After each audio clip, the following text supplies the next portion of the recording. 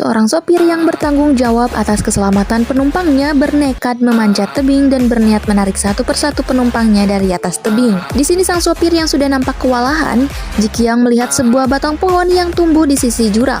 Lalu tiba-tiba dia melompat dan meraih sebuah batang pohon di sisi jurang. Namun tiba-tiba batang pohon itu patah dan Jikyang terjatuh ke jurang. Namun siapa sangka nih guys, Jikyang ternyata masih bisa bertahan dan meraih bebatuan di depannya. Di sini dia mulai mencoba kembali memanjati tebing jurang tersebut dan akhirnya supir bus ini berhasil menaiki ujung tebing.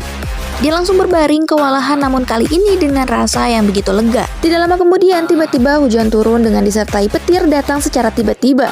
Cuacanya terlihat begitu buruk. Anak pintar ini melihat alat pendeteksi cuaca dan hal gawat terjadi. Dia menjelaskan bahwa tekanan udara yang tiba-tiba turun di cuaca suhu tinggi yang ekstrim. Dan hal ini membuat intensitas topan meningkat. Anak ini berteriak kalau topan akan datang lebih awal.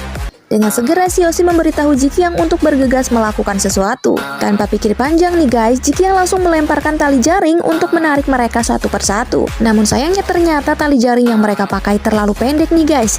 Jikyang memerintahkan seseorang untuk menyambungkan tali yang dia julurkan. Namun di sini mereka malah berdebat dan saling menunjuk agar seseorang naik ke atas dan menyambungkan tali tersebut. Yang akhirnya pria nelayan ini yang mengalah dan berniat keluar dari bus dan menyambungkan tali ke jaring yang dipegang Jikyang. Namun ternyata nih guys, tali jaringnya masih terlalu jauh untuk diraih. Setelah mencoba beberapa kali, pria nelayan ini tetap tidak bisa melakukannya.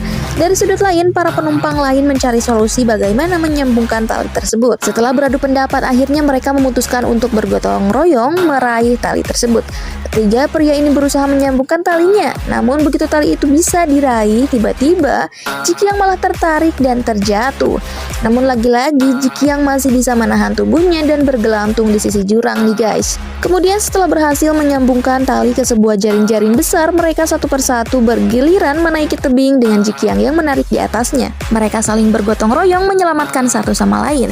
Kemudian pas giliran wanita gendut ini naik nih guys, semua orang kewalahan. Sampai beberapa orang yang menarik tubuhnya ke atas. Setelah satu persatu berhasil naik ke atas tebing, tiba-tiba suhu menjadi semakin panas. Padahal keadaan lagi genting-gentingnya, mereka malah berkelahi sama-sama gak mau ngalah dan ingin naik lebih dulu. Sampai-sampai wanita ini kebanting di dalam bus.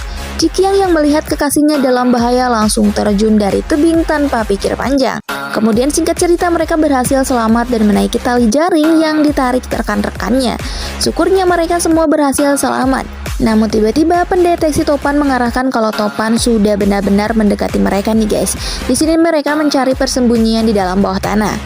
Namun ketika semua memasuki gua bawah tanah, tiba-tiba batu-batu gua itu runtuh secara tiba-tiba. Di sini mereka kocar-kacir buat nyelamatin diri.